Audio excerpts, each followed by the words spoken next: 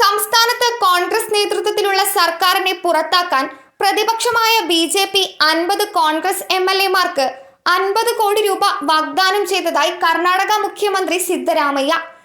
നരസീപുര നിയോജക മണ്ഡലത്തിൽ 470 കോടി രൂപയുടെ പൊതുമരാമത്ത് പദ്ധതി ഉദ്ഘാടനം ചെയ്ത് സംസാരിക്കവെയാണ് മുഖ്യമന്ത്രി ആരോപണം ഉന്നയിച്ചത്.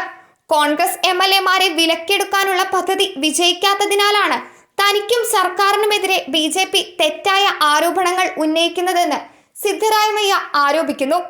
ഇത്തവണ ബി.ജെ.പി. തന്റെ സർക്കാരിനെ അസ്ഥിരപ്പെടുത്താൻ ശ്രമിച്ചു. ഓരോ എം.എൽ.എക്കും 50 കോടിയാണ് ബി.ജെ.പി. വാഗ്ദാനം ചെയ്തത്. 50 എം.എൽ.എമാർക്ക് 50 കോടി രൂപ. ഈ പണം എവിടെ നിന്ന് വരുന്നു?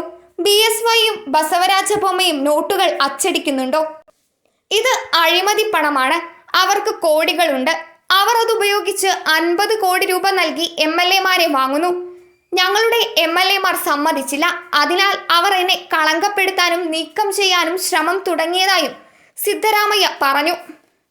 വാഗ്ദാനം ചെയ്ത പണത്തിന്റെ ഉറവിടം ചോദ്യം ചെയ്ത സിദ്ധരാമയ്യ അതെല്ലാം കൈക്കൂലി പണമാണെന്നും പറഞ്ഞു. ആരോപണങ്ങളുടെയും പ്രത്യാരോപണങ്ങളുടെയും കടുത്ത പോരാട്ടത്തിലാണ് ബി.ജെ.പിയും കോൺഗ്രസും. ഏറ്റവും ഒടുവിൽ സർക്കാർ ടെൻഡറുകളിൽ മുസ്ലിങ്ങൾക്ക് 4% സംവരണം നൽകി പ്രീണന രാഷ്ട്രീയം ആരോപിച്ച് ബി.ജെ.പി. കോൺഗ്രസിനെതിരെ വിരൽ ചൂണ്ടി. മൈസൂർ അർബൻ ഡെവലപ്മെന്റ് അതോറിറ്റിയുടെ ഭൂമി വിഹിതം, വഖഫ് ഭൂമി കയ്യേറ്റം, സംസ്ഥാനത്തെ മദ്യക്കച്ചവടക്കാരിൽ നിന്ന് കൈക്കൂലി വാങ്ങൽ എന്നിവയിൽ കോൺഗ്രസ് ഭരിക്കുന്ന സർക്കാർ അഴിമതി നടത്തിയെന്നും ബി.ജെ.പി. ആരോപിച്ചു. മറുവശത്ത് ബി.ജെ.പിയുടെ ഭരണകാലത്ത് COVID-19 ഫണ്ട് ദുരുപയോഗം ചെയ്തതും ധൂർത്തടിച്ചതും കോൺഗ്രസ് അന്വേഷിക്കുകയാണ്. News desk മലയാളാക്ഷരം.